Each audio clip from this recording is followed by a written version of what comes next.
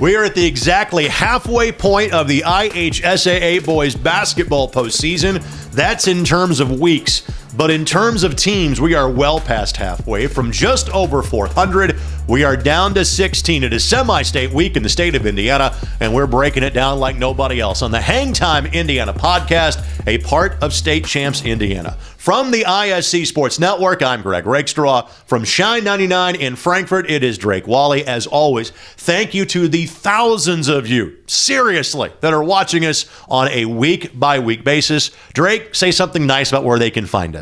Everything that's high school basketball right here in the state of Indiana. Catch it right here on HangTime Indiana every Wednesday evening. Greg, it has been absolutely amazing bringing all the coverage to the great people who love basketball here in the Hoosier State. Now, it's time to talk semi-state basketball, but before we can get to any of that, we have really a plethora, if you will, of games from regional that just really blew our minds. Let's just jump right into it. At 1A, we had a couple stories. Fort Wayne, Blackhawk Christian, they edge out 21st Century Charter, and then Bar Eve and LCC, they just completely ripped through regionals, and those two could face off in semi-state. They could. So Fort Wayne Blackhawk and Lafayette Central Catholic will square off in the 1A Northern semi-state, which was as expected. Blackhawk Christian did get a tough game from 21st Century Academy. Of the first 2 weeks of the postseason, that was the one game we said, hey, this is where they're going to get a challenge, able to win that game by 8. Then they respond back by beating a ranked Argus team by 38 in the championship. Again, the combination of Davidson and First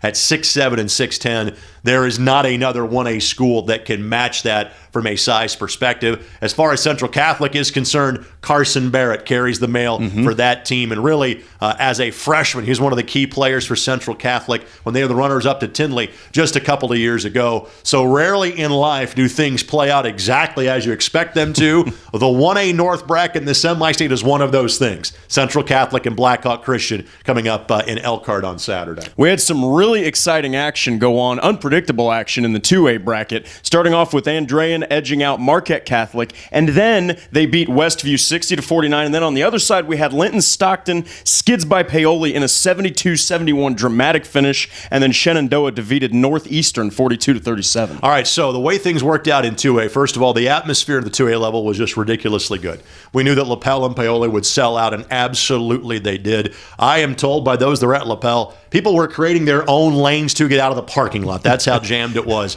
on that Saturday afternoon. Now, what Linton Stockton did was remarkable, not because from a talent standpoint. No, the 4 teams in that field I thought were equal from a talent standpoint. All of them had won at least 20 games going into it. But Linton Stockton wins at Paoli, not just against Paoli, at Paoli on a last-second shot in a game where they really only had the lead for, I think, about 20 seconds of that contest, and then backed it up by beating Tell City and their all-time leading scorer in Braden Beard in the championship contest. As far as 2A was concerned, I felt this way going into the regional, and it's still the same going into the semi-state.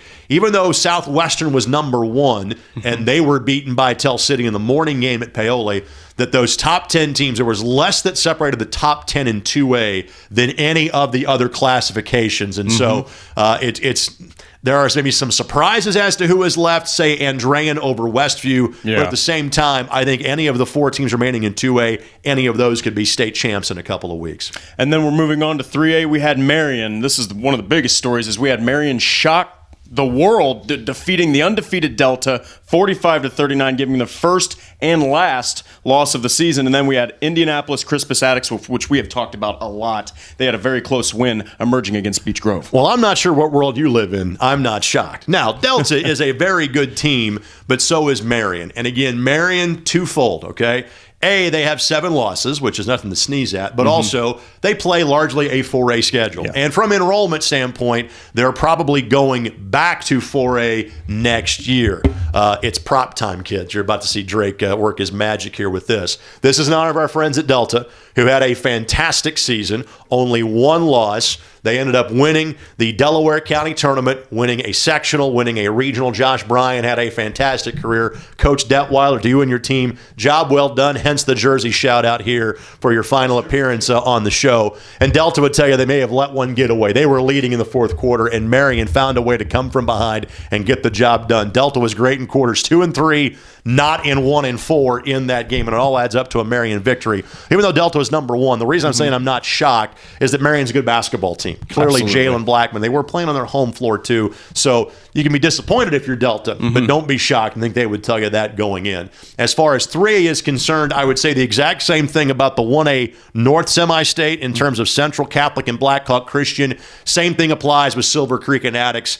I thought those were clearly the teams that would be in the semi-state at Seymour. And frankly, I think those two teams' paths were helped by multiple upsets in other sectionals around them that may have thinned out the regional field for each of those two teams, although a special shout-out goes to Beech Grove.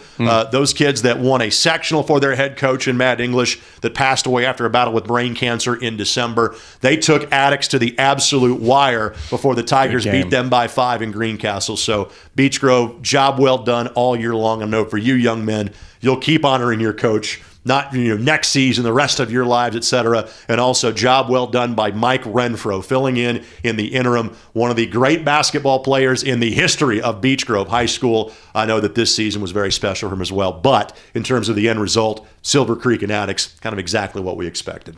And then to move on from 3A, we have the big dogs in 4A. We had Penn barely getting by Northridge by only Deuce by 2 points, and then Ben Davis defeated two very good teams in both Lawrence Central and New Pal. And I think Ben Davis, in terms of upsets, is the story, although when you have a kid like DeJuan Jones at 6'8 and 350, that was the one out that you would kind of say, listen, all predictions are out the window just because you don't know how you can guard that guy. And even though Lawrence Central has 3 likely Division I players on their roster and came out of a ridiculously tough sectional at LN, they start 6'6", 6'6", and 6'8". Even then, you say, I'm not sure how we stop DeJuan Jones. Then you combine that with Jalen Wyndham going off, kind of the way he did against Cathedral in a regular season win in mid-February, had a similar game in the morning against LC. You forget he's a Division I basketball player too, going to play at Georgia State for Ron Hunter next year. So, you can be surprised that LC didn't make it out of Southport. But again, Ben Davis is such an outlier. And don't forget, they're almost all seniors, 7 on the roster,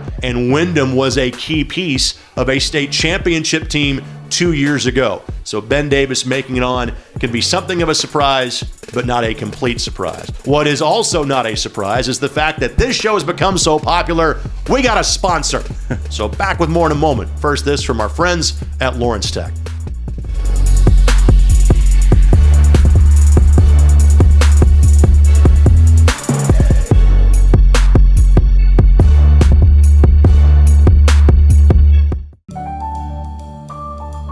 I admit it, I love working with money, negotiating, and making big decisions. That's why I'm majoring in finance and economics at Lawrence Tech. What's truly amazing about the education here is the small class sizes that give me easy access to my professors who truly care about my future. They even helped me get a great internship. And I was able to fulfill my lifelong dream of playing college golf. Lawrence Tech, where Blue Devils dare.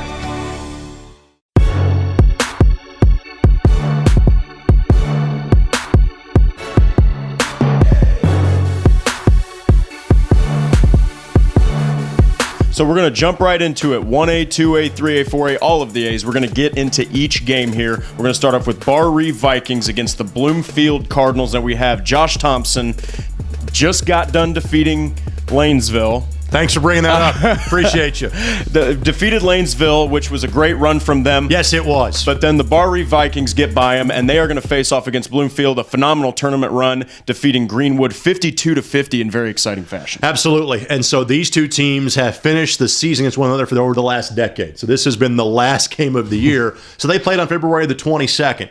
Maybe a harbinger of things to come for Bloomfield. During that time when those two teams have played, Bloomfield won one of those games.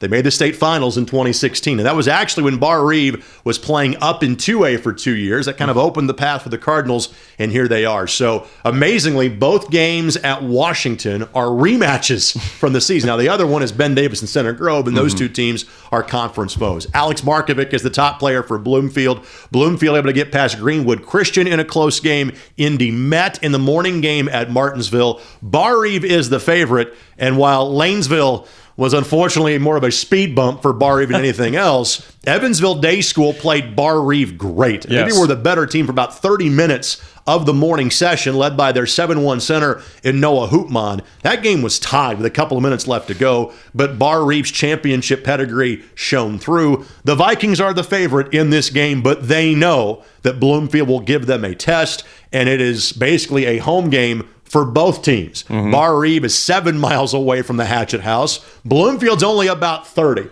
So those two 1A schools, by their lonesome, will probably come close to packing the Hatchet House on Saturday evening. Then another game from 1A that we have to talk about is the Lafayette Central Catholic Knights facing off against the Fort Wayne Blackhawk Christian Braves. And we've got David Barrett head coaching. Carson Barrett, as you alluded to earlier, 14 points a game. David Schwartz, 14 points a game. Just got by north of a million. And then we've got Mark Davidson leading Blackhawk Christian. Defeated Argos 77-39, and Caleb First and Zane Burke lead the squad. Exactly. So you've got First at 6'10", you've got Coach Davidson's son at 6'7". Decent size for Central Catholic. The Barretts, as well as young Mr. Webb, they kind of go 6'4", 6'5"-ish. The one thing is for each of these two teams is that because they are 1A schools, but in metropolitan areas, they play a lot of 4A competition. So the stage is not going to be too big for either of these two teams.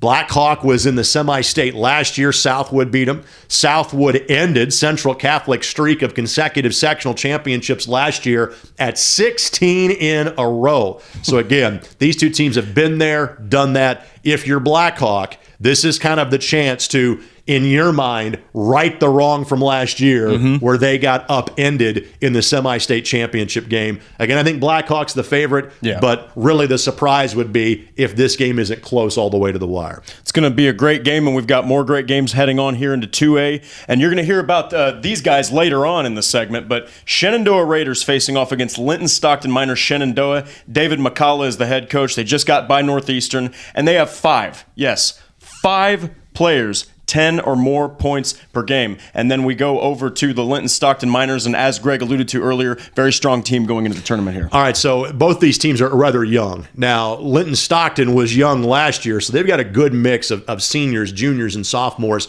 that kind of carry the freight for them. Neither of these two teams have one guy you point to. They are truly teams. If there's one guy you talk about for Linton Stockton, it's Lincoln Hale. He is just a sophomore. Now, he got hurt in the regional championship game, took a tough tumble early in the contest and really could not return. Linton Stockton was able to win in his absence. Head coach Joey Harton, talking to the local media after the game on Saturday, seems to think that he'll be able to play this weekend without much in the way of restrictions. The storyline for Shenandoah is that they really have two seniors on the roster and one of their five starters that all average somewhere between 10 and 13 points. Dave McCullough is one of the most respected coaches in the state of Indiana. He is 8th amongst active coaches in career wins, well over 500 at stops like North Judson, San Pierre, and for many years in Noblesville. This is his 4th year at Shenandoah. The Raiders are 88-14 since he became the head coach. It's a pretty good record. They've been in the regional round each of the last 3 years. This is their first chance to go to the semi-state, and for Dave McCullough, this might be his best chance to finally make a state championship game. Two fantastic coaches, two fantastic teams, and two fantastic fan bases. I'll have the call on this game on the ISC Sports Network, and Seymour's Gym holds about 8,000. I expect about 5,000 or more to be Linton Stockton fans or being Shenandoah fans to check out this game on Saturday afternoon. Look out for that one. That's going to be one to see for sure. And then another 2A game, the Andrean Fighting 59ers and the Frankton Eagles. Andrean, Brad Stengel is the head coach, defeated Westview, as we alluded to earlier. And sophomore Kyle Ross, averaging almost a double-double, 17 points, 9.2 rebounds per game. And then Brent Brobston is the head coach for the Frankton Eagles. They just defeated Covington. And senior Caden Key is leading that charge, 18 points and almost 2 steals a game. And Caden had a phenomenal weekend in Frankton's 2 victories over Wabash in the morning game and then a 21-point win over Covington in the championship contest. Frankton is a very balanced effort, but Key was phenomenal over the course of the weekend. And what Brent Brobson has built at Frankton has been outstanding. This is a team that had never won a boys basketball sectional until the last decade, until the class basketball era. Now they're trying to make it back to Bankers Life Fieldhouse for the 3rd time in the last 5 years. And 2 years ago, they were the 2A state champions. As far as Andrean is concerned, they are a consistently solid program. It's almost surprising to say if they win this game, it would be their 3rd ever appearance in a boys basketball state championship. Dan Dockich led the 59ers to the one-class Final Four back in 1980. Since then, they were the runners-up to Brebeuf in 2000. So again, this program's produced great players. I mentioned Dan, Luke Herringold at Notre Dame, Carson Cunningham at Purdue. They're Andrean alums, but it's a chance for the 59ers to showcase their skills to the rest of the state if they can get past Frankton on Saturday. Well, now that we've covered 2A, we're going to move on into the 3A boys area here. We've got Indianapolis Crispus Attucks facing off against a very cool name, in my opinion, the Silver Creek Dragons. So Crispus Attucks, Chris Hawkins leading that squad to defeat Beech Grove in their most recent game to get on to semi-state. Harold Bennett, 21.4 points per game. You might hear his name later. And Sonsaray McMahon, 16.5. Brandon Hoffman for the Dragons. They just got by Princeton, and the entire team averages 75 points a game at 54% field goal percentage. That's pretty decent. All right, so Silver Creek is the 2nd leading scoring team in the state at 75 points per game, only behind Fort Wayne Blackhawk Christian, who is, I think, in the 80-point range, if not more. It's a Silver Creek team that has more size. You'll see 6'5", 6'6", and 6'8" from this group. Zane Gross is one of their senior leaders, but they've got talent kind of balanced up and down the classes. And you reference Brandon Hoffman. He has done a tremendous job as the head coach at Silver Creek for the last few years. Their baseball team made it to the state championship game against Andrean last year. And Andrean 3A in baseball, but 2A in basketball. So it will not be an Andrean Silver Creek rematch. They're in separate classifications when it comes to this. Attucks was in Seymour 2 years ago on their way to a 3A state championship. They don't have the height that Silver Creek does, but they've got the out-and-out talent. And Attucks, maybe he doesn't run up and down the floor as much as they did 2 years ago on the way to the state championship. However, they don't mind playing Silver Creek's tempo either. So this, I'm expecting this to be 40-39. This is going to be up and down the floor in Seymour on Saturday afternoon. Also in 3A, to kind of wrap it up here, we have a team that defeated the only undefeated team, and that is the Marion Giants. James Blackman head coaching them. As we just said, they just got by Delta, and they are going to face off against Culver Academy. Now, Mark Galloway head coaches them. They soundly defeated Hammond by 21, and Galloway and Britton Watts average over 15 points a game for the Eagles squad. Yeah, it's really a 3 or 4-headed monster for Culver Academies. You mentioned Galloway and Britton Watts. Trey Galloway, a junior. Ethan Britton Watts, a senior. Deontay Craig, a high-level football recruit and a really good basketball player. Really, all 3 of those guys right around 15 points per contest, and Nick Kittle, a 6'9" big fellow that can step out and shoot. Culver Academy's only issue is they're not very deep. If they could play their starting 5 and that's it, that's probably what they would like to do. Marion, because of all the injuries they suffered during the course of the season, now go a solid 8 or 9-man rotation. Scary. And it was that bench that really sparked them, along with Jalen Blackman, to overcome Delta on Saturday evening. So this is a very good game, and this is a game that probably, if you go back to the beginning of the season, you would not have been surprised that this was the semi-state matchup. It was just a Marion squad that, because of injuries, had to overcome a few more trials and tribulations maybe than many thought they would during the course of the year.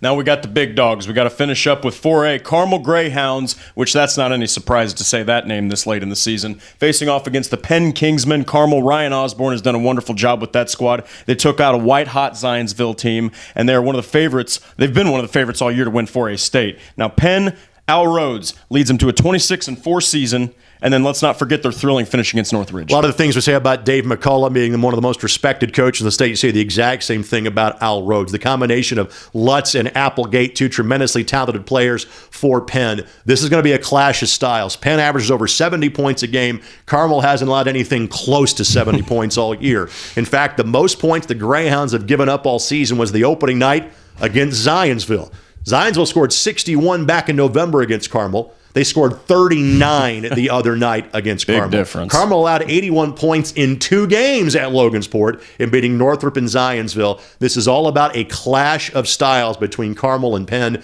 These two teams have played so much in football. There is a legitimate rivalry between these two high schools, and they're 2.5 hours apart from each other. This time they meet in a basketball court. Again, Carmel is the favorite, but they know they're facing a talented Penn Kingsman team.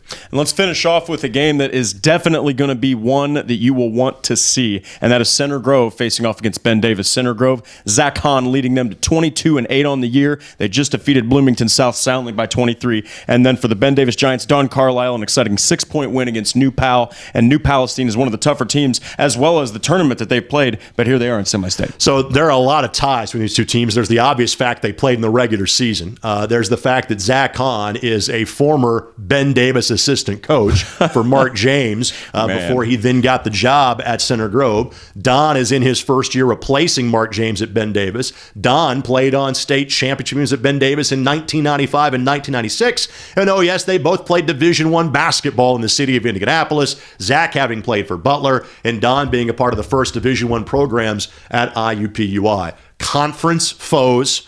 Amazingly, and to show you how ridiculously tough the MIC was this year and every year, these two teams tied for 6th in the conference. They went 2-5 in conference play, and here they are playing for a chance to play in the state championship, potentially against another MIC rival in Carmel. And of all of the games, of the 8 games that we have coming up on Saturday, this is the one that I am least likely to say this team is a favorite, because these two teams are so even, are so close to each other that, again, anything can happen in the late game at the Hatchet House on Saturday.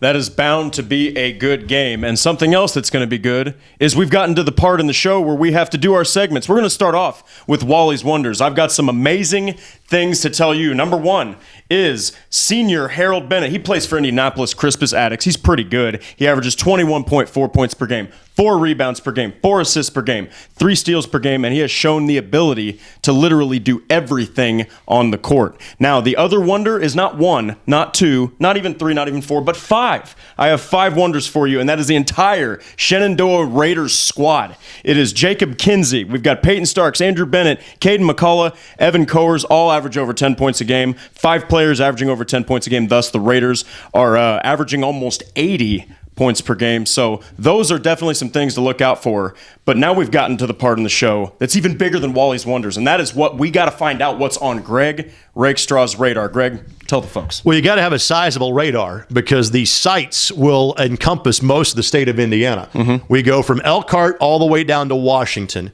So to me, what's on the radar is the venues. And there's going to be, some sizable drives for some of these schools. And for fans of Ben Davis or Center Grove being in central Indiana, you kind of get spoiled. You don't have to drive very far to watch your team play. Exactly. Well, you're going to check out what a friend of mine calls the Redneck Autobahn. That would be I-69 going through southwestern Indiana. There's my JMB shout out, by the way, to make sure I get that properly attributed. He's from that area. He can say things like that. If you need gas on the way to Washington, okay, stop at exit 231. There's no gas between there and the Washington exit. So stop at 231. It says Crane Naval Station. I mean, it's easy to find on your way down.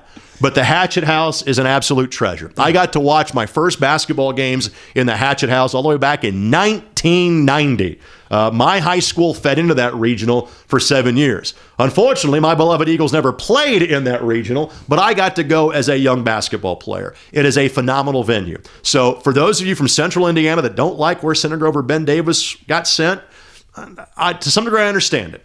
But trust me, the drive to check out a venue like the Hatchet House and to see those two teams play, not to mention, Bar-Even Bloomfield is going to be really good. You want to get there for the first game as well. Folks, make the drive, whether it's to Elkhart or Lafayette or Seymour or Washington. These venues were picked for a reason. These are 4 of the 10 largest facilities to watch a high school basketball game in the state of Indiana.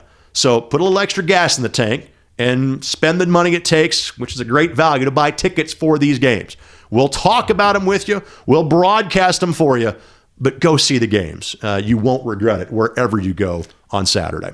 Now, you heard Greg. Go out there, get your gas tanks filled, and get on the road. You don't want to be stranded. Now, real quick, let's give a shout out to all the teams, not just the final 16 teams playing for the state championship opportunity, but all the teams, win or lose. It has been an honor covering everything, and all of the schools have absolutely nothing to be ashamed of. Wonderful year for Indiana high school basketball. Now, we will be finishing up the semi-state games. We will have semi-state recap as well as state championship previews. We are going to have the teams that will be going to the show. Greg, I am incredibly excited, as I know you are as well. For Drake, I'm Greg. Thanks to Todd Young behind the scenes, and also thanks to our friends from Lawrence Tech, for having us have said here video podcast. Back again next week here on HangTime Indiana.